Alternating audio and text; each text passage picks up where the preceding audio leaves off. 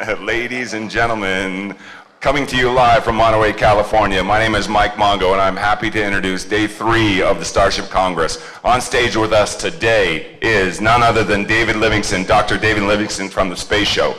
Before we get started, I have to say, Dr. David Livingston is the Space Show is the longest running space podcast in the world.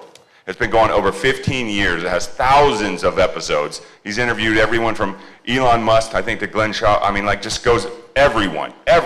He just captures that information. That information is documented and cataloged, and it's online and easy to find. The reason I say it is because it's surprising to me when I tell people, yeah, Dr. David Livingston, and they don't know that podcast, when podcasts are so popular. He was podcast before podcastwerecool.com. And on that note, I'm going to let him introduce the panel. Dr. Livingston? Thank you very much. And no, I'm built in here. So first of all, the Space Show is not actually a podcast. It's a live internet radio talk show, which gets archived, and one of the formats of its being archived is a podcast. But it is a live, unedited program, usually 90 minutes in length, sometimes more than 2 hours, sometimes 60 minutes in length. You know Dr. Benaroya. I don't need to introduce him again. You know Kim. I don't need to introduce her again. But to my left is John Jossy, and I am going to introduce John because I met him several years ago through the Space Show, and he has just been a fabulous source of incredible questions and guests for me to have on the program. He's a University of California graduate in science and astronomy. He's an amateur astronomer. He is a dedicated and very serious space enthusiast and advocate. He has also participated in March Storm, which means he has actually gone into the den of the beast in Washington, D.C., and lobbied people who attempt to be leaders and run our country. Unfortunately, we don't have time to talk to him about that experience, but it is worth talking to him about it. In addition, we talk about 3D printing. He works for the largest 3D dental printing company in the world.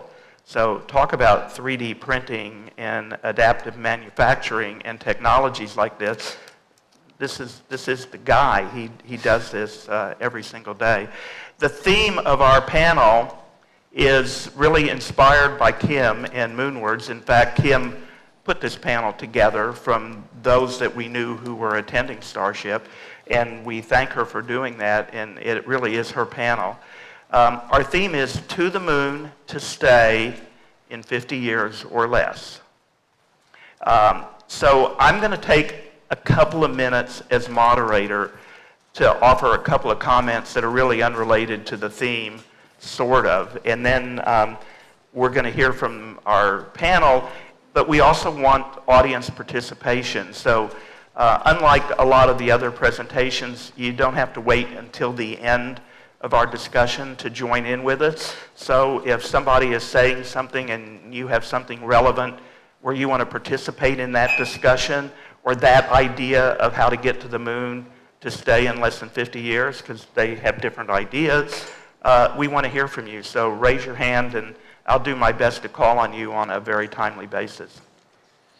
My comment is that for Starship and other big things that the space community would like to see accomplished, we talk about having very bold visions. And I want to talk about bold visions because I have been doing the Space Show for almost 17 years, and I'm just a shy tad of 3,000 live interviews. And I have been honored and privileged to hear some really incredible, bold visions and some great projects, commercial projects and science projects. And I have also been, I guess, honored to hear a lot of garbage. And I want to talk about that for just a quick second, because what happens when I hear a really good vision or a bold idea or a project that is just incredible, after they've said something about it, talked about it, maybe for almost the full length of the Space Show program, I'll say, how do you intend to implement your vision? How do you intend to make it bigger than yourself? How are you going to get it out there? And, you know, the most dreaded thing for a live radio show is dead air. And all of a sudden, I'm hit almost 99% of the time with dead air because the people believe that having a bold vision, a cool vision, in their mind, it's a cool vision, and maybe it is or maybe it isn't, that's enough. And they have not given any thought how to disseminate it, how to make it go viral, how to implement it. And darn it, if it's so cool, if it's so great, if it's so wonderful, and you so totally believe in it, why do you want it to stay just with you? Why don't you put as much energy into how to get that vision out there, how to make it go viral, as you would something that you're doing in your career where you need to market it, or you need to find customers, or you need to do something with it. I get dead air. And then finally, maybe after 20 seconds or 30 seconds, I haven't thought of that. I don't know how to do that. So to be nice to all of these people, it is really hard to disseminate a vision, and the system is rigged against you. So this is not a fair world, and this is not fair, especially if you don't have access to a lot of different things, including money, including contacts, all sorts of different things. But there are ways to do it, and I really think if you have a great vision, a bold vision, a plan, if you want to save the world, that's a very common theme with space advocates and space enthusiasts. They all want to save the world. Even when I hear CubeSat entrepreneurs talk, they talk about doing it because they want to save the world. You know, if you really want to save the world, then have a way to, disseminate your efforts, your ideas, your vision to save the world. Don't let it just die with you. So a couple of hints to how to make that relevant, and that is you need to ground yourself in reality. So you have heard from several people at this conference, some who talk with equations and some who allude to equations in math and science, to Dr. Benaroya with phenomenal engineering and other people, that going into space and doing things in space is not easy. And it also just doesn't happen because you wish it, you want it, it's your fantasy, it's your lifelong dream. You want to save the world and save humanity. I still don't know what you're saving the world for, or why you're saving it, or how you think your idea is going to save the world. But again, this is a really common theme. Ground yourself in some reality. And to me, what has worked best with people over the 17 years of doing the space show is that they actually know something about economics, finance, and marketing. I'm not saying they need to have a doctorate degree like I do or a master's degree, but at least know some basic rules in economics, finance, and marketing, or some basic understanding.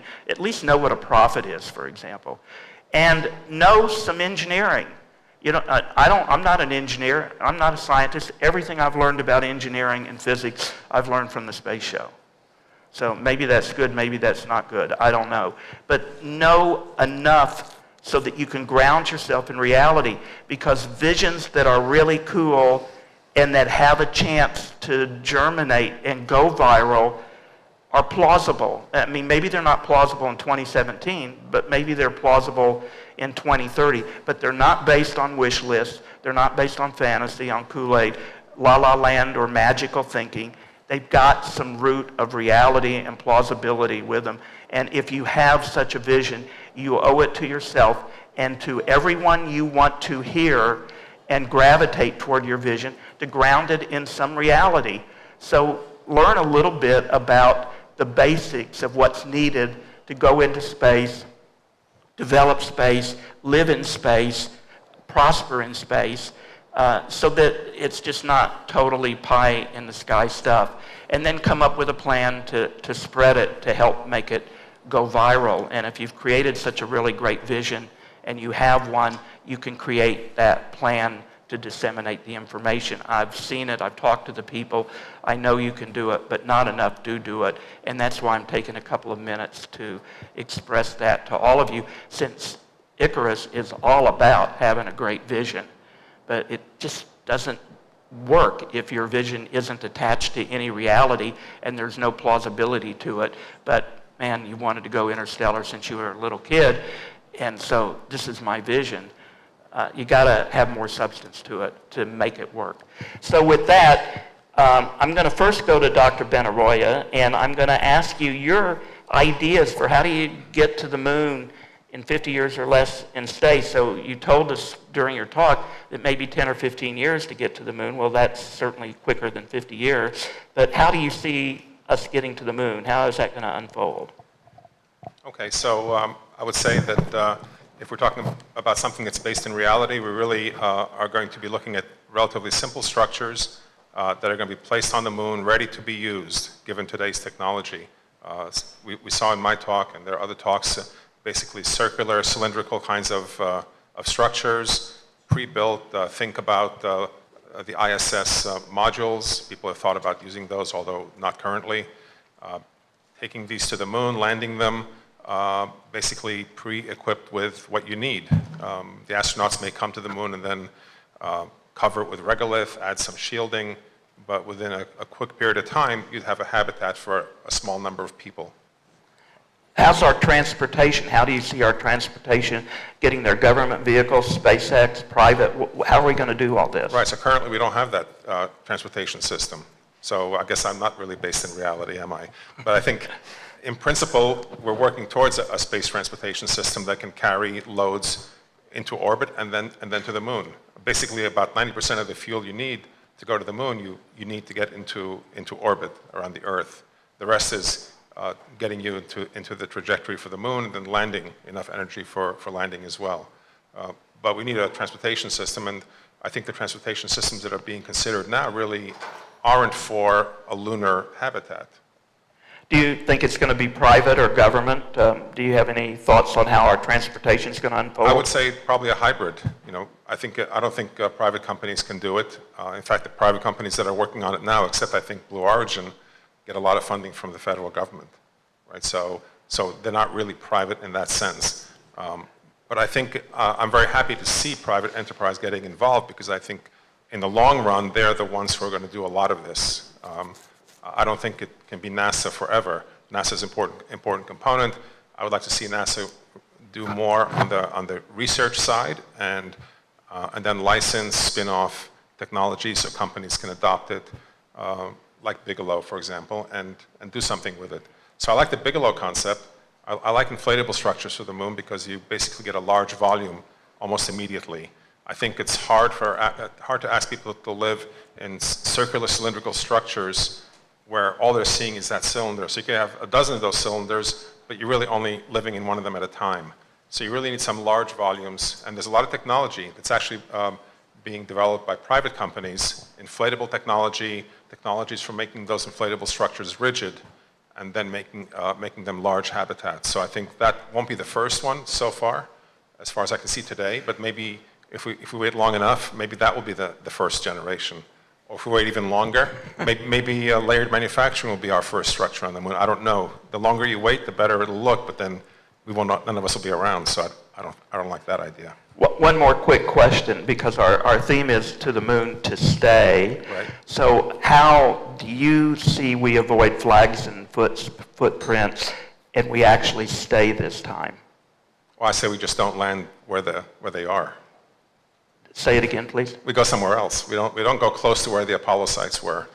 But why do we stay there this time? What's the compelling reason that we're going to stay there? Right. So if the goal is a long-term human spacefaring civilization, right? If that's the long-term goal, then there are dozens of things that we don't know about survival beyond the Earth. So we need to be able to go to the moon, test our knowledge about machines, reliabilities, understand how the human body responds to 1/6 gravity, understand how to mitigate those things, just basically learn how to live on something that is a planetary body and also not too far from Earth. So in case we have real big problems, 3 days we can be there and we can rescue people if we have to. So I see this as the moon is a first step to, n equals 1, where n goes to infinity, right? So the moon is step 1. And that's where we learn a lot of things. John and Kim, I know you have sort of a joint kind of answer together. So, John, how do you and Kim see our going to the moon to stay in a relatively decent timeline? Well, first of all, I'd just like to thank Kim for Moonwards. It's really an incredible creation, especially from the side of the brain, the artistic side of the brain. I have two kids that are artists, and they don't work the other side of the brain. And so the scientific accuracy and technical merit of Moonwards is just incredible. Now that I've softened you up, we really need to work on the gravity prescription, the human factors aspect of it, and I know that Moonwards has a solution for that by having a centrifuge. But I've been a member of the Space Studies Institute, and they've been looking into the technologies for in situ resource utilization on the moon for a long time, and self-replicating machines, AI, robotics are going to be the key to getting things started there. But I think the best place for a settlement in space is in orbit, in free space. And you don't have to worry about the gravity prescription if you have artificial gravity. You're not at the bottom of a gravity well. And you're in a position where you can build a Starship, which is going to have to be in space anyway. So I think that 3D manufacturing is going to be the key to getting this started. I know that there's some research going on at Carleton University in Ottawa. Alex Ellery is working on using in situ or lunar materials for building a 3D printer, so that can make copies of itself, and then with different functions you can make building materials on the moon. So I think there's probably going to be a combination of solutions, not only of settlements on the moon, but what's your answer? Why not around the planet instead of on the planet? Yeah. In a lot of ways, I think the way I can avoid your question is by saying that the general public, I think, would be more attracted to a clear vision of a city on the moon rather than a cylinder going around the moon. And I think our battle is to show people some place that they would want to be. And not that we would want to be, because we're so cool with space, we love it so much, that we're willing to live in a cylinder in a very unnatural environment where a lot of things are always going to be kind of weird for us, and that's just worth it because we're in space. They want to feel like they're going to have a full natural life somewhere that has a sky overhead and have something that would start to look as lush and green as the Earth does. So you may be right, actually. But also, there's just so much that we don't know.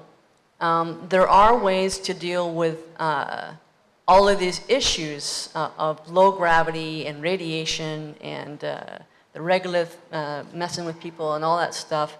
We just don't know yet if it's going to be enough to take the measures, take some measures and that we'll be able to adapt. But personally, I would not want to live in a cylinder, no matter how big it is. I just, I want the ground. I like the ground. Okay. Al? I'd like to propose that you can't have a permanent lunar presence, really permanent, unless you have somebody you can sell to, unless you have a market. And right now, the market and the market on the Earth is very difficult to sell to from the moon because of transportation. You really want markets in space. And right now, the market in space consists of 6, count them, people. There are regions of space around the Earth which have very low radiation levels, are a very good place to start the first settlements. And there's enough room for about 2 million people or more. Depends on your assumptions and so forth. And I would submit that 2 million people in space might be enough of a market to justify and pay for a permanent mining presence on the moon, fairly significant size. Either of you? Kim? I'm going to try and parse that down to something real fast because you don't have a microphone. This is Al Globus. He's worked very hard on a very detailed model for how to have space stations in equatorial orbit.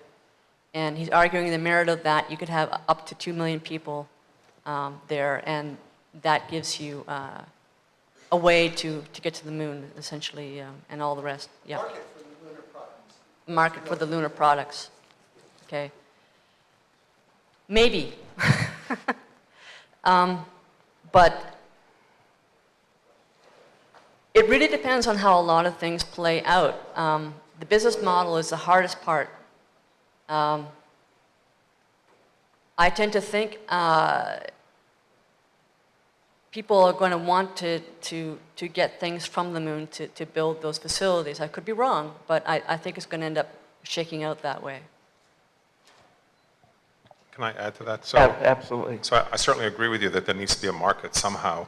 I would say if you look at the ISS experience, it took us almost 20 years to get the ISS built. So it's exceptionally difficult to build in space. And one can say, well, maybe eventually we'll have robots that can do it, and I agree, eventually we will. So I think the question is, what is that first step toward your vision, right? This large population in orbit, I would say that first step would still be on the lunar surface, only because it's easier to build there. And the economics won't work initially with a lunar base, even with hundreds of people on the moon, the economics won't do it. So humanity has to decide that there has to be some investment in that, and the question is how that will happen, and I'm not sure how that would happen. But to build even the space station, which as you said was for half a dozen people, took tens of billions of dollars and decades. And I don't think our technology has advanced much beyond what it was to build the space station. So I guess the question is, how do we get to your vision? It might be that we have to just take our time building on the moon and building that capability for a lunar habitat. And from there, as I think you were implying, then go build in orbit around the moon, perhaps. And perhaps a lunar space elevator might be something feasible at some point. The lunar space elevator is feasible with non-nanotechnology for the ribbon because of the lower gravity. So maybe then by having a presence on the moon, having some infrastructure on the moon, some ability to mine materials on the moon, then we can bring it into orbit and start building the habitats that you're talking about, perhaps, as a thought. John, do you have? I don't have anything to add to that one at this point. So I don't see anything wrong with having multiple markets simultaneously. The problem is it's going to take a long time for you to get 2 million people into your orbit. It's going to take a long time for you to get that Earth-based space station, equatorial orbit space station going, just like it's going to take a long time to get the moon going. So my idea of the moon is it's probably going to be a public-private partnership, and there's not going to be a lot of money to be made initially by going to the moon. So you're going to have a lot of R&D that's going to be useful for you and for others, maybe even for us back here on Earth, but certainly for going to Mars and going out in space. Private companies do engage in basic research. So basic research is not targeted research that leads to a commercial project. It's research to understand something that may lead to something down the road. So if you think pharmaceutical work, basic research isn't the research that's going to go into phase 1, phase 2, and phase 3 drug trials, regardless of what country you live in. So there are non-cash benefits that flow to companies that engage in basic research. There are all sorts of ways to help finance that kind of activity if society and public-private partnerships with government want it. So I sort of kick the ball back to Kim's court because the biggest drawback is not the technology that Heim talks about or the structures or getting your equatorial stations going. It's the lack of leadership and commitment and interest in the public to go out and demand that we use our resources, spend our money, and do innovative, bold things like this, which goes back to why you have a bold vision, why that vision is realistic and plausible, and then how you market and sell it to people that can help make all of this happen. And I think the weak links are in leadership and policy. I don't think the weak links are money and technology. That's just my own opinion. I think we're void of leadership, and we're void of people that can take the kind of vision that Kim is talking about that we need, which she hopes to develop through Moonwards, and get it into the common think of not just people in the United States, but around the world. And I think we have a long way to go in those areas. But I don't see any reason why your program can't be developed, and it should be developed, but it shouldn't be the moon or your program. This is something that has a lot of synergy together, and there's no reason why we can't have leadership that understands something like that and goes for the brass ring. And that's what we're missing. So, Eagle, you have a question or comment, please?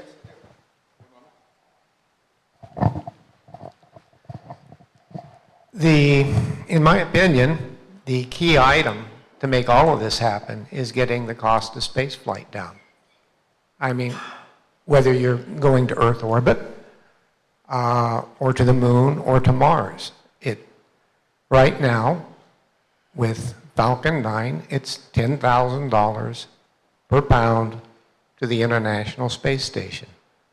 That's the total cost of the launch divided by the useful payload. It isn't going to happen with that. We're going to keep going the way we're going at those prices. That's it. You know, the combination launch system, I don't mean to be harping on my idea, it's just something I've been researching since the 80s. And I have examined probably every idea out there, in addition to ones that I've come up with. When you need to get the cost down, but it also needs to be something that can be built with existing technology, and it needs to be something that has a size of initial investment that is buildable for the currently existing market. The combination launch system does that. If somebody comes up with a better idea, I'd absolutely love it. But I think that is the key, is getting the cost down. If you get the cost down to the point that you can have hundreds of tourists going up a year, and then that drives up the flight rate so the cost drops down, so you get to the point that you have thousands, somewhere along the line, the need for oxygen, for food, for those tourists going to orbit is going to push a return to the moon for getting those materials. Okay, because we're going to run out of time, Eagle. So does anyone want to comment on his comments? Yeah, I'd like to say a couple of things. Heim. There's two things that could change the landscape so that the kinds of system that you're talking about can be done. One is that the public is willing to make that level of investment, and NASA feels the freedom to take on that kind of scope on that number of different kinds of systems and get them all going. I think that requires a change in public perception of how the whole thing works and how important it is. The other thing is that although it hasn't paid off yet, maybe in dollars and cents terms, we're moving that direction rather quickly now. And the amount of mass we need to get to the moon could suddenly drop drastically if we manage to create the robots that could do it. And that's a big unknown, but if it happened, suddenly the whole landscape completely changes. Suddenly, you don't have to get all the stuff you need for a human crew. You send a few robots, and maybe even robots that can make more. We just don't know how long that's going to be. So we're in a time where we can't make any assumptions. Haim, did you have a comment? In the corner, the gentleman in the blue shirt that's been raising your hand for a few minutes. I'm sorry, I don't know your name. Bruce. Thank you. First of all, I'd like to 100% agree with this gentleman that the cost to orbit has to come down, otherwise just nothing works. But beyond that, I'd like to heartily disagree with the concept that the public is going to get the vision, or the government is going to get the vision, or that's going to be happening. I have been waiting since O'Neill came up with his ideas in the 70s. We were going to put space settlements up in the 90s. Didn't happen. I don't think this is going to happen either. You need something that the people on the ground are going to be willing to pay for. I see the beginning of that. I see, first of all, tourism. Someone mentioned 1/7 of the economy is spent on tourism. I didn't know that. That's wonderful. But in the longer term, and that is a vision that people can get behind, some people, because they want to go. And in the longer term, immigration. I want to live on the moon, or I want to live on a space settlement, whatever. And one feeds into the other. But a critical element here is to be able to go incrementally. First, we have, these suborbital tourist flights. Then we'll have a hotel in low orbit. And then it gets bigger from that. But any vision, as Dr. Livingston said, you have to have how we are going to get there from here. And to get there, somebody has to be willing to pay for it. Neither government nor corporations have the long-term outlook to do something, except I'm encouraged that a few billionaires are interested. That might actually make it work. Hey, we need the billionaires who have the vision.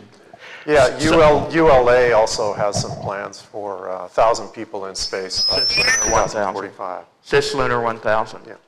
So I didn't go into how you create a vision, but I did a lot of workshops early in my life with the Space Frontier Foundation on how to do that with workshop leaders. But I will say this, because I know we're going to come short of time.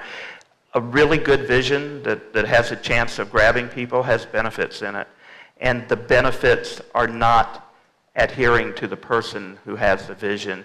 It's not about my wish list, or I want to be able to do this, or I want to go to the moon, or I want to go live on Mars in my lifetime, which I sort of kid around a lot since I'm entered geezer status. But you have to have benefits in it, and the benefits are typically for the better good. That's where, if you really believe you're saving the world and you're saving humanity, that's where you have a tangible benefit that saves the world and saves the humanity, or at least someone can understand that rather than it just be a Kool-Aid fantasy phrase. So you're 100% right, Bruce. You got to put that benefit in there for a larger than yourself benefit.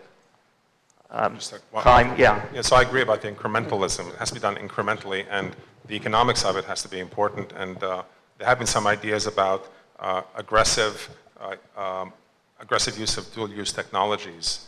So if you have 1,000 technologies that you need to develop to get to the moon, for example, as an example, then some of those 1,000 will be very, very valuable to the Earth. And if it's aggressively marketed, then perhaps that's a way to incrementally. It may take longer that way than, say, the government giving you $100 billion, but that way it's sort of self-perpetuating, and perhaps that's a way to sort of get to the moon or whatever the vision is and pay for it along the way, because there are a lot of technologies that we benefit still to this day from the Apollo, even though people don't really know a lot of them, but they are there, and I think that could be a way by which you can do that with dual-use technologies. Anyone from this side of the room have a question? Because you're awfully quiet over here.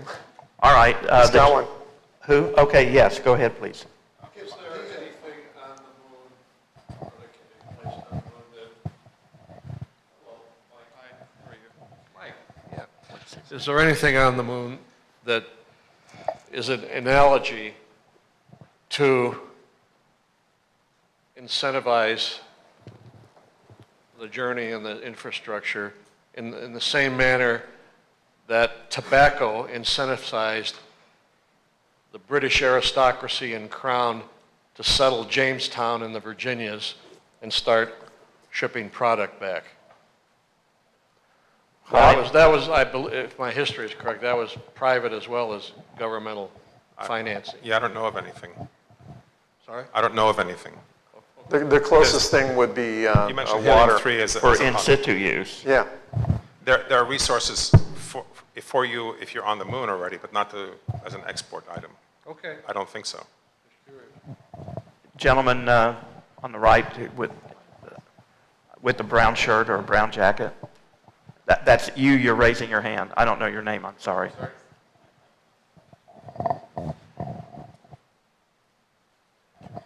Though I've never been accused of my voice not carrying. My name is Robert.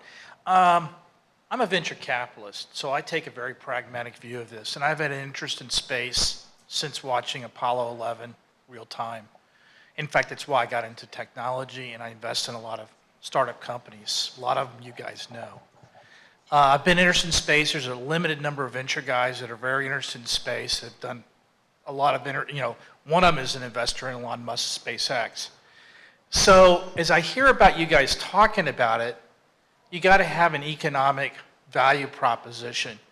And to do that, you have to identify a problem, then you have to solve it in a compelling way, whatever that problem is. I haven't really heard that. To me, where I think it's going to happen, you're welcome to comment on it, the government is lame. It's been lame forever. That's not going to change. The problem with this vision concept I hear is it's a hope. We hope that people will grab a vision. No one's grabbed the vision. We've come and gone. I've been watching this now for 50 years.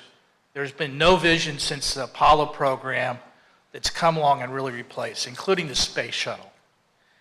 What you have to do ultimately is wrap your hands around the people that are making things happen.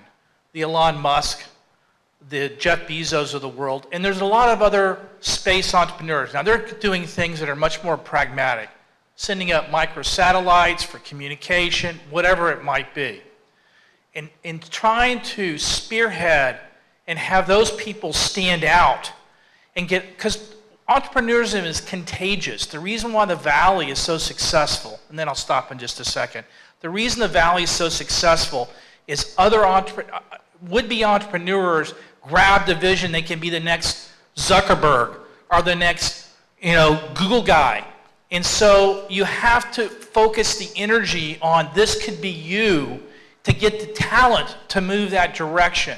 And then they have to focus on solving real problems with compelling, solution. That is the way I think you approach it versus trying to get the public to embrace a vision.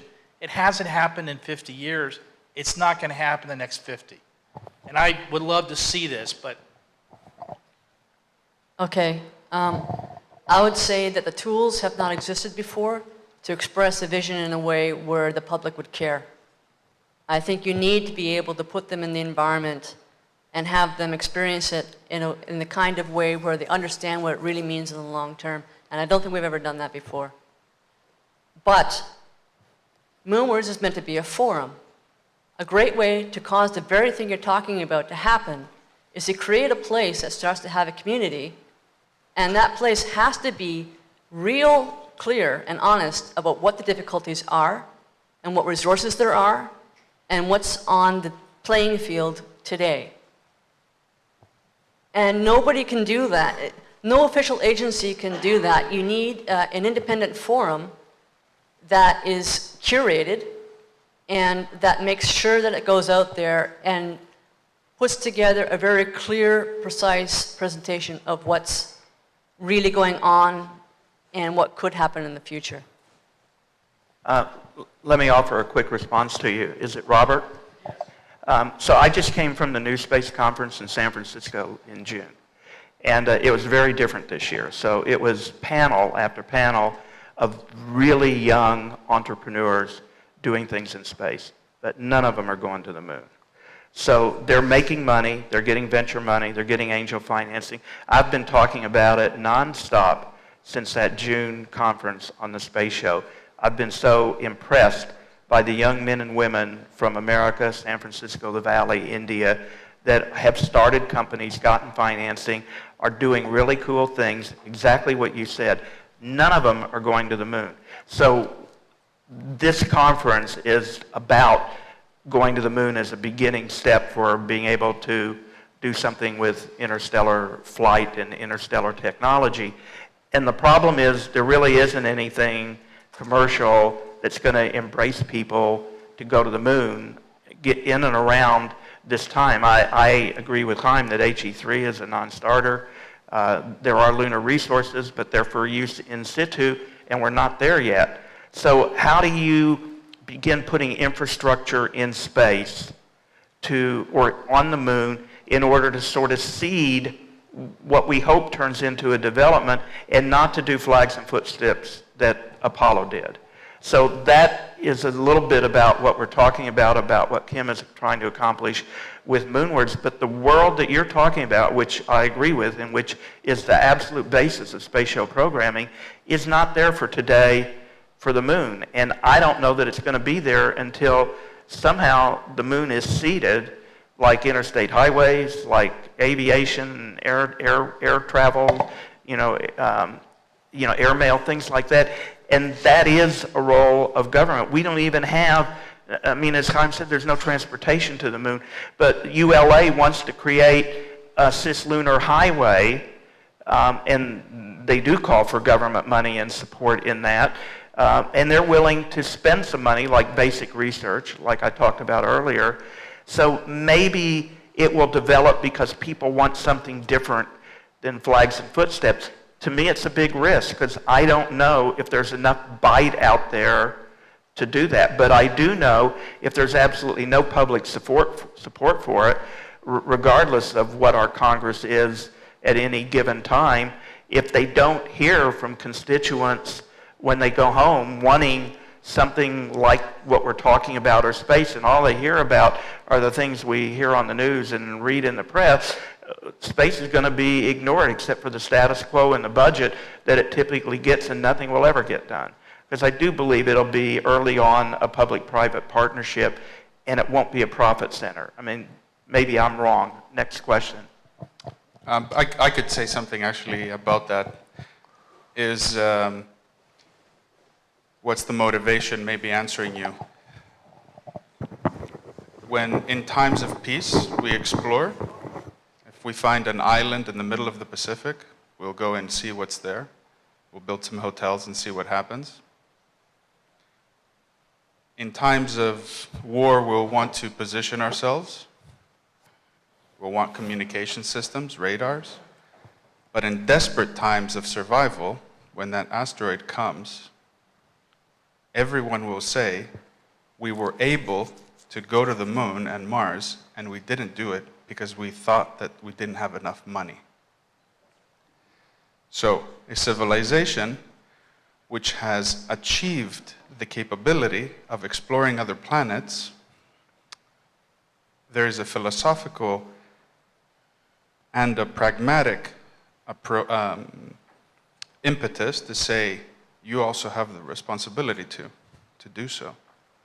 And if you don't, then the future that you inherit from that decision is also your responsibility, right? So we can do this for fun, or we can do it out of desperation. We can do it in our own time now, or we can rush to do it in 10 years, and in 5 to get to Mars when that asteroid comes this way. But also to deflect asteroids of those types that could cause severe earth-changing, permanent damage to our planet. We need that type of technology. We need interstellar class nuclear rockets and fusion rockets, and we need that type of energy density in order to be able to just protect us in the near term, regardless of the fact of, we could also use this rocket to get to Alpha Centauri in 10,000 years, right? Like that's not really something that people are going to invest in. That's a great thing to build a generation ship and go. But having those rockets and that capability here there's more reasons than just tourism and, why can't we mine the helium-3 there? Another question? Okay, go ahead. A lot of the emphasis recently has been on reducing cost to orbit. And it seems to me that the entire endeavor is always going to be put in by necessity, by its nature, is an economic one. At what point, I guess, do you see, and as a result of that, by its nature, all of these moonward efforts are going to be part of a national effort. And the question will always come up, is our tax money being spent realistically the best way? And ownership of the resources that are mined on the moon seems to be the only realistic way of viewing an effort like this. It just seems unrealistic to think that an international effort and everybody agreeing on the goodness and the wisdom of the effort are enough to make it happen. I think nationalism and ownership and country nationalism is always going to be part of it. Do you agree, and have you talked to others that don't have a view like that?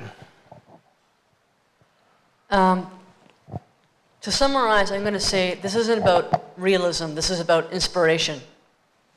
So my project has to compete with Star Trek. It has to compete with video games. If people are going to spend time there, it has to be inspiring. And if it's inspiring enough, reality will start to shift in that direction. And it only has to shift a bit. If it shifted a little bit in that direction, I'd be really happy. I think that it's going to have to be a combination of public and private cooperation. There are a few companies out there, David, that have been started around the Google X Prize, where they do have business plans and they've got some venture funding. So there are markets forming. So it's going to have to be a joint effort. Chaim, do you have a comment on that? Hey, I'd just like to throw, since we're talking about the market versus motivation debate, just a quick fact into the mix here. So in 2015, the U.S. Budget, we spent $598 billion on military spending alone. And if we're talking about making a shift, and I do not believe that politics will never change and that there is no opportunity for change and motivation within the political system. If we can change just that, we'd have $600 billion per year for this program. I think we can do this if we decide to do it. Do you agree? Oh, yeah. Can I make a little comment on that? I don't know your name. Nathan. So what amount is okay with you to spend on defense and national security? Well, I'll be honest with you. Politically speaking, I'm not necessarily afraid of the different. I don't necessarily I understand the realistic, practical applications of defense. I consider myself personally a citizen of the Earth and not of the United States or California. Yeah, but how much money is okay with you to spend? Oh, so, let's Zero spend, or 510 or let's take what the next top country down is spending on defense and double that and cap it there. Okay, because that's like maybe $550 billion less than we're spending right now per year. So there are resources, and if we're going to consider money the only resource that's going to make this happen, then let's look at that money, because it exists. It's flowing through our system, through our economy, and it's going to defense contractors. And what are we getting from that? We're not getting to the moon. Okay. So just a quick, and I would disagree with you. Someone in the back had a question. Oh, Al, okay. I just, and this goes back a little bit in the conversation, but I just want to kick this notion that nothing happened in the butt, okay? The number one problem we all know is the launch problem. That's the one that's got to be solved. We are in a golden era of launch vehicle development. There's 3, 4, 5 vehicles being developed in the United States. There's a couple in Europe. There's one in Japan. There's one in India. There's several vehicles being developed in the Soviet Union. Prices are dropping for the first time in decades. Things are going really, really well, and we should recognize that. Thank you. The gentleman in the back who had his hand up in the dark shirt. I guess he doesn't have a question. Okay. Oh, no, he's getting a microphone. All right. I'm Philip. I just wanted to say thank you again for hosting this panel. I was going to quickly say, with regards to the cost in politics, 2008, 2009, even the way that we regulate our own ways of regulating money is completely unacceptable in the terms of protecting value for the American public and other investors. Now, with regards to the time in the political spectrum, I think this is probably one of the most riskiest times humanity's ever seen, and as well as the most unknown time. I think from a model of the moon and with regards to all those aspects, I think Antarctica and the ways that humanity's valuing some of the aspects that's going on in Antarctica is going to be a very big test model with regards to the law. And the United Nations Office of Outer Space Affairs, a lot of the law is being based off the law of the sea, which a long time ago, laws were based off of the distance of a cannonball, how far a cannonball could be shot.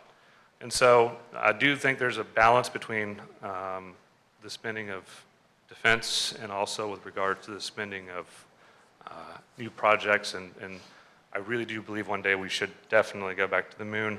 And also, how does that politically going to transpire where people are not afraid of the unknown, not just naturally speaking, but also with each other's intentions. So having good leadership, I think, is going to be one of the most pivotal times and the most uncertain times that I think humanity's ever seen. Comments, anyone? Nothing from me. My question is to that, my name is George. My question is to the individual that said that he disagreed with the amount of money that we spend on government spending. I think one of the crippling facts that have crippled our space program that don't cripple DOD is, what is it, $300 per engineering hour that it ends up being charged to the federal government. That engineer may make $50, $60 an hour. I mean, how do you justify that? And I mean, just on that alone, let's say that instead of that 500 or 600 billion dollars ended up being only spent 300 billion. So the government contractors are not making as much profit as they currently are. I mean, even just a small percentage, let's just go with 5%. That would equate to billions of dollars that could be spent on R&D for other satellite delivery systems, which right now, I mean, I hear that there's 5 or 6, but if anybody's involved in that area, they would see that it's very hard to actually get any capital or any traction to that. So. Chaim, you're the fellow he's directing it to. Right, so with all due respect to the previous gentleman, I think that it's such a complicated question to say to take all the defense expenditures and then put it into space. And I understand what you're saying, and nobody wants government wastage, and certainly there's a lot of it, and I would love to have all of it disappear. I'm not sure how much of that is feasible in such large organizations that we have in defense industry. One easy way is cap what a government contractor can charge the government for an engineer an hour. You could have caps at certain things that could be restructured so that. Right. And I completely agree. I think part of the problem with that is that what will happen in our political system is, say you save 25% of the defense budget, take all the waste out, I guarantee you that almost none of that money will go to space. It will go to other things. So one can hope that the money goes to good things, and I would love that to happen, but I guarantee you that 25% of the defense budget will go to other things that will have huge corruption and wastage in it as well. So I don't know how you get to how do you do what you suggest, which is a good idea. You know, get rid of some of the waste and use it for space. It's like there's a debate between the scientists who want only robotic missions because they figure putting people into space is a waste of money. Except the problem is that if you go to robotic missions only, that money isn't going to. I know we earmark for Medicaid and all kinds of things, and we don't. I know. The budgets are so huge and there's so much wasted in corruption that it's just not, it just doesn't work the way that we'd like it to work. I think that's the problem. Let me make a comment on this if you're through. So this is one of the things I love to harp about and rant about on the space show. So we're given a world, and on the right hand is our reality today, and this is where we're functioning. We're not functioning over here in what if. So if we want to turn our panel and the rest of this symposium and be here for another month on how to reform government waste and government spending, we can do that, and we probably still will be stuck over here in what if without any reality. But what I would say to the gentleman in the white shirt who brought this up, what are you doing to, this is you with your vision or your idea, what are you doing to go change the way the government spends and wastes money? Now, maybe you go and talk to your senator every day. Maybe you have a pipeline to people who are real decisions. I don't know you. So maybe, just wait a minute, maybe you really are walking your talk. And then again, maybe you're pontificating because you're not going to get any opposition in this room for people who want to reform the way government works. But the reality is we're trying to go to the moon or do this or that, and this is our reality that we have in 2017. How do we work with our reality to accomplish our visions and our goals? And I think it's a formidable task to think we're going to reform how government spends and wastes money. Go ahead. One of the ways that I try to actually go through and do that was try to get government contracts that would essentially pay that. But there's so much bureaucracy in DC. I've actually gone into DC and whatnot. There's so much bureaucracy to actually get some of these contracts that I personally could go ahead and work and then out with my other engineers and then save up whatever that overhead is to spend it or essentially self-invest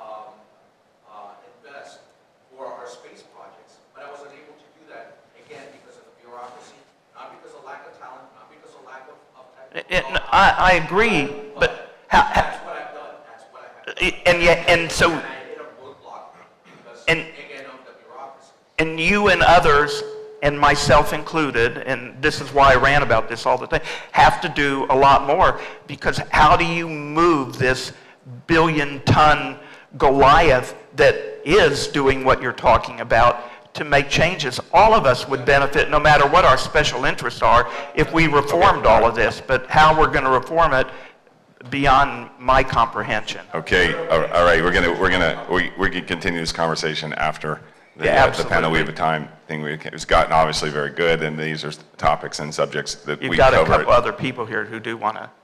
We have to wrap it up. I have another speaker waiting, and they're calling from NASA. Okay. So you keep on going.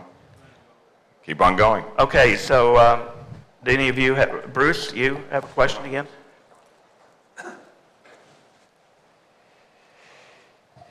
My question is definitely not on that topic.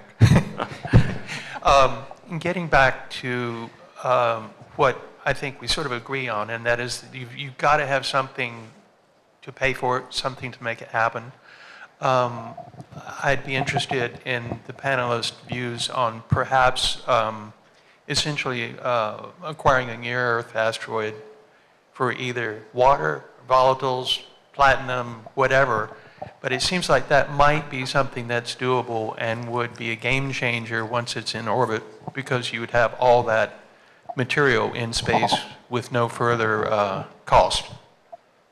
Delta V. Chaim, go ahead.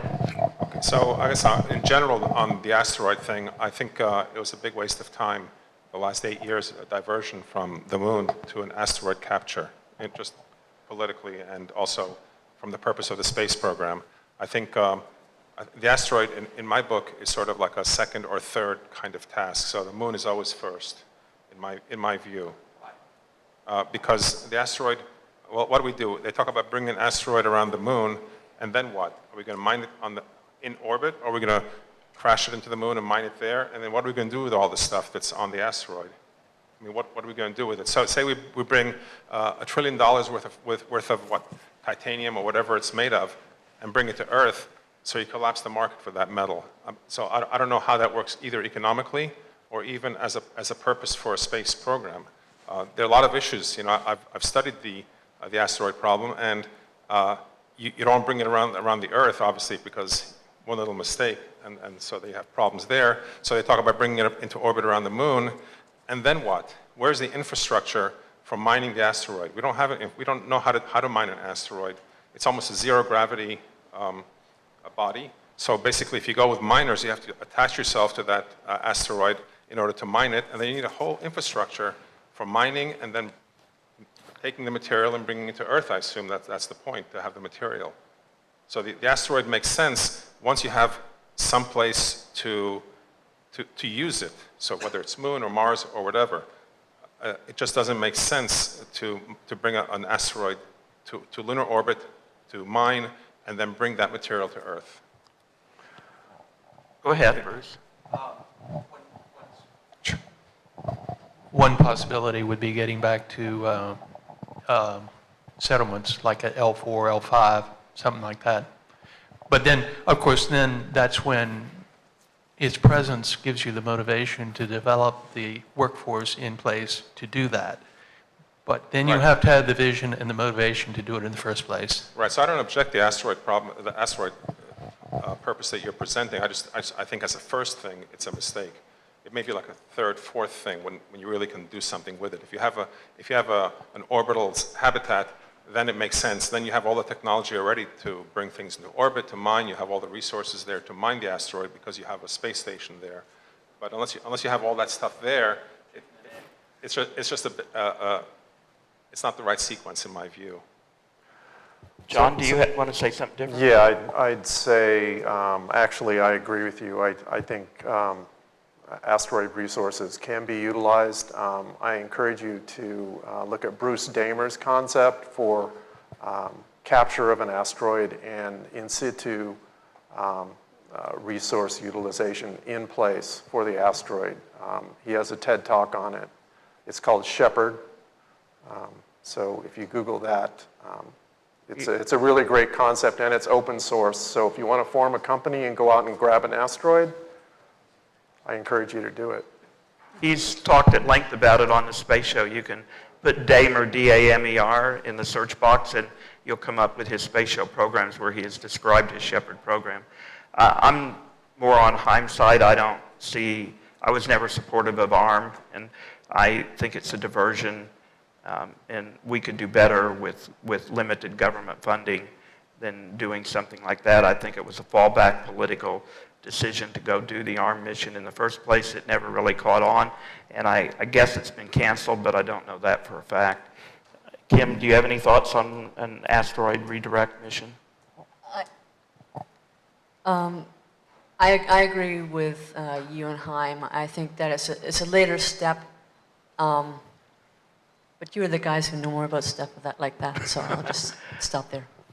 So I would just add that I don't think our government should go out and grab an asteroid. I'd rather see a small company go out. I mean, there's already companies looking at that, deep space industries, planetary resources. So.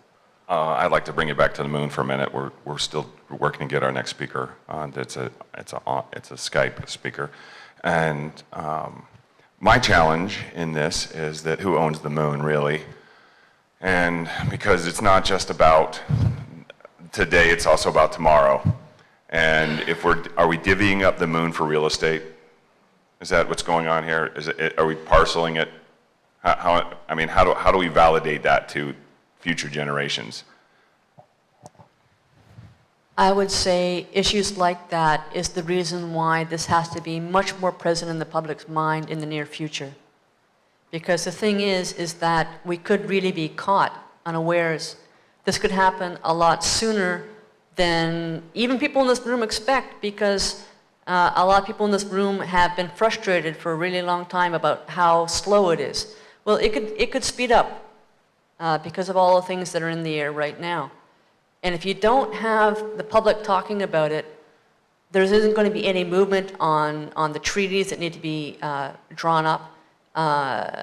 Michelle will tell you how long that takes.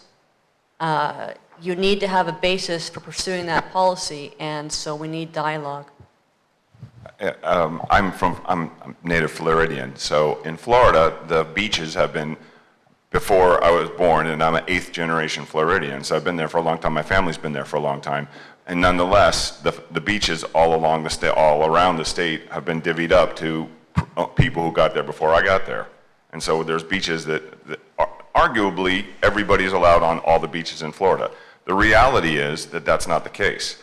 And beaches are really, like, just in the same way that you, Kim, think that you need to see the sky and we need to touch land, it's the kind of thing that if you're born in a place and you're raised with something, by being cut off from it, it creates a disparity. So now, I can't even imagine thinking of the moon belonging to somebody else.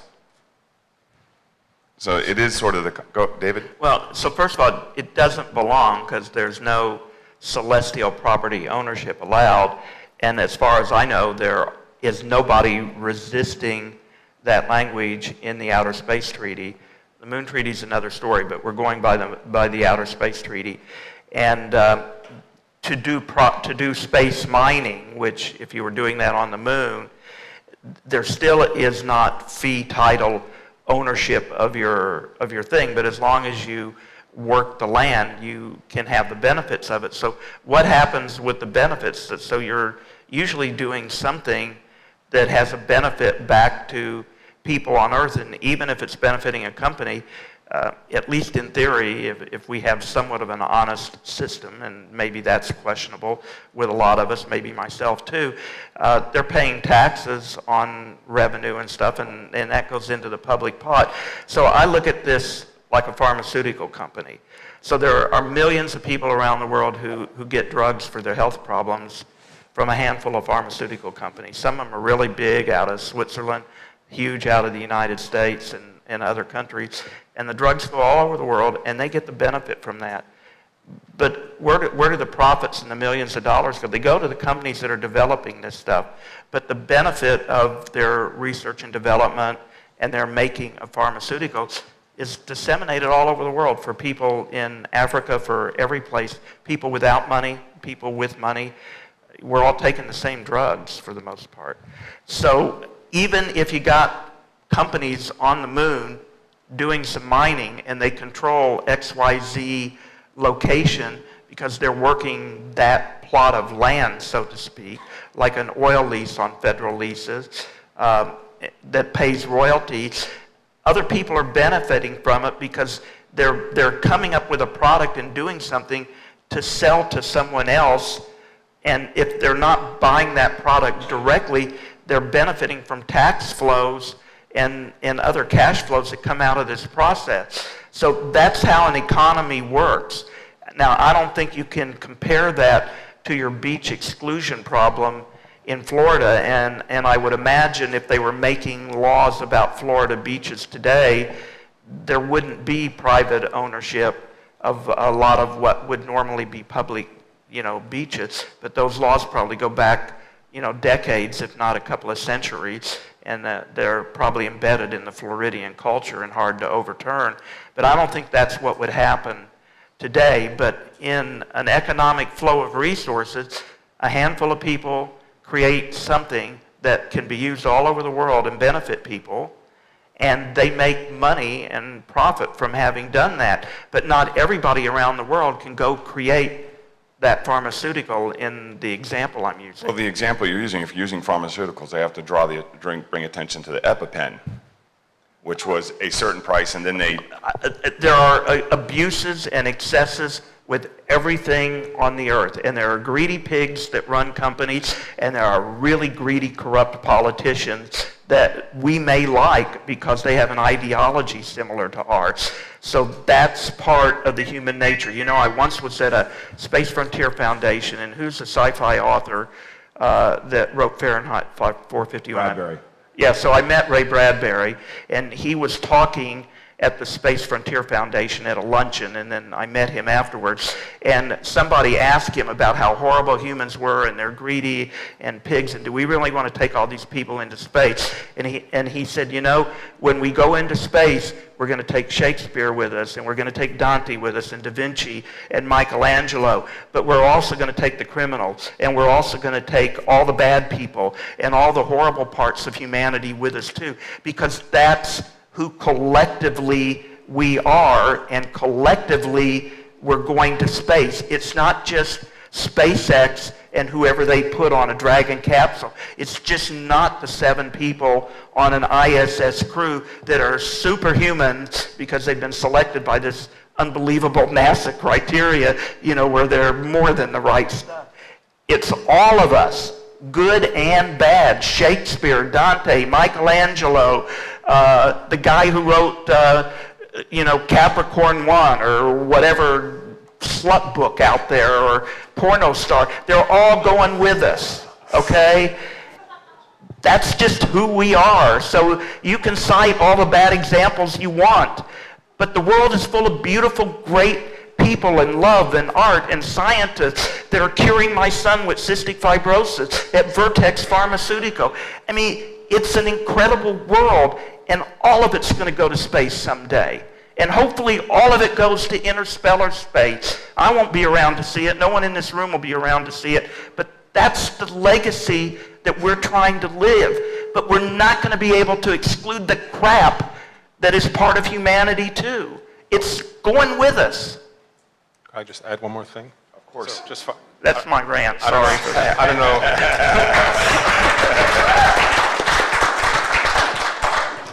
So I don't know how to follow that one, but all I would say, just to the beginning of what David said, is, and your question, is that the legal framework is really critical. And it's not critical now because nobody can do anything on the moon, but in order to get that company that can go to the moon and do a lot of great things on the moon, they have to know that they can go there and that they can, whatever they do and whatever they create, they own it in some sense. That the rules have to be a priori. They can't be after the fact. So the talk this morning, you know, talked about that. You know, you have to have that legal framework. Unless the legal framework is there, not much is going to happen, really. So I think the time to create the legal framework is before anybody can really do a lot. Well, I think I have to say, and to your point, David, here is I mean, space is for everybody. I'm advocating that.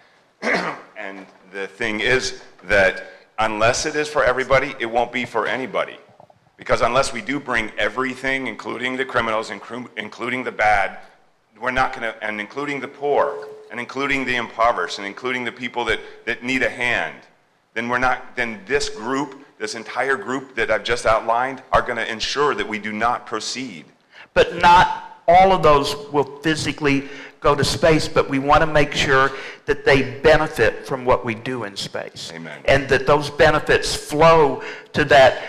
Here's another example. I have a friend whose daughter went to Tanzania as part of a UCLA AIDS study group when she was at UCLA, and Stanford University and UCLA had a program to teach AIDS prevention to this little group in, I think it's called Ahua or Asuba, something like that, Tanzania on the coast. And so she did a space show program for me when she came back, and I asked them all about Tanzania. I had lots of questions. And I said, does anyone in Tanzania think about space? Do they look up at the stars? And she said most of them don't even know that they're in Africa. You know, they're really that primitive. They have an internet booth that has power 4 hours a day, mostly because of the way the government allocates electricity. Did you ever meet anyone, Emma, who strived to be an astronaut? And they said most of them don't even know we've ever been to space, that I met and we're trying to teach AIDS prevention to, whose culture dismisses everything we scientifically know on how to help prevent and reduce the risk of AIDS, which is why AIDS is such a big problem in some of these countries. And I mean, so they're not going to go to space physically, at least not in this generation or the next, but they're going to benefit from the drugs that get created maybe on the moon or maybe by this company or something else that happens, just as well as they went to space. That's how everyone has access to space.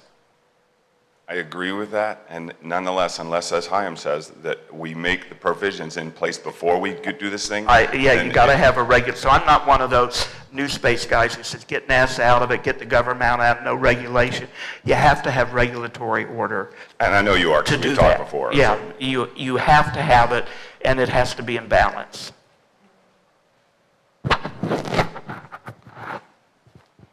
This is not the direction. I'm actually not going to talk about the law as much as I would love to, but I was, there was the remote sensing company based out of Colorado. They have an amazing video on YouTube called Sea Freedom, and they were tracking human traffickers who were keeping slaves on a boat. And the a journalist called and said, "You've got to help us. You know, can you move your satellite so we can follow this boat and board them and free these slaves?" And they did it. Yeah. And it was amazing. And the people who were freed came out and said, "Really? Somebody was watching me from the sky?" I mean, this is the benefit of space that people don't think about. And this is the kind of thing that I think we really need to make the public very aware of, because that is, it's such an amazing story, and it only has 600 views on YouTube. I mean, So they spoke at the Space Foundation Symposium in Colorado in April, and I'm working with them to do a space show on that program, because this is an incredible example of using space resources intended for something entirely different that were put to use for the problem you talked about in human trafficking, and it worked beautifully. And the people that were saved had no clue that there was anything in the sky. I mean, that's space is for everybody. And I just want to, real briefly, I think the true key is education. And I think education, and I think educators are the ones that will be leading the future generations. And they are the ones that we really need to make sure. And who educates, how we educate, and how that all becomes is going to be something very, very big, I think, in the future. I really like to add that that is a key point. I mean, that's kind of what Moonwards is trying to achieve. And to address the point made earlier about how do we divvy up funding for space and defense and stuff, we have to educate people about the benefits. So, yeah. Alice, who's from Alaska, who spoke yesterday, the astronaut came to her village when she was in 3rd grade. Yeah, Harrison Schmidt, yeah. Harrison Schmidt, thank you. And spoke before, it connected, and she pursued that career. I go to Haiti, and Jamaica and Cuba, and I speak with people and explain astronaut, and then students, and encourage them to pursue careers in astronautics. So you can be the first, and I put this idea in their head, Jamaican astronaut. So it's like a Johnny Appleseed kind of thing. You go out, you put out this ideas. They may sprout in a student's brain. It's a truth. But I also have to point out that I've done the same thing in the United States. And then we talk about like Tanzania that have a education awareness issue with AIDS. Well, here in the States, there's a discussion right now about the value of vaccines. So this is it's a global challenge. Issue. Yeah. Education. Anyone else? Okay, I think what our next speaker was on Skype. We haven't been able to connect it. Did you get it, Andreas? We're good? We're ready to rock? Okay, a hand for our panel. That was an excellent panel. That was amazing. Thank you.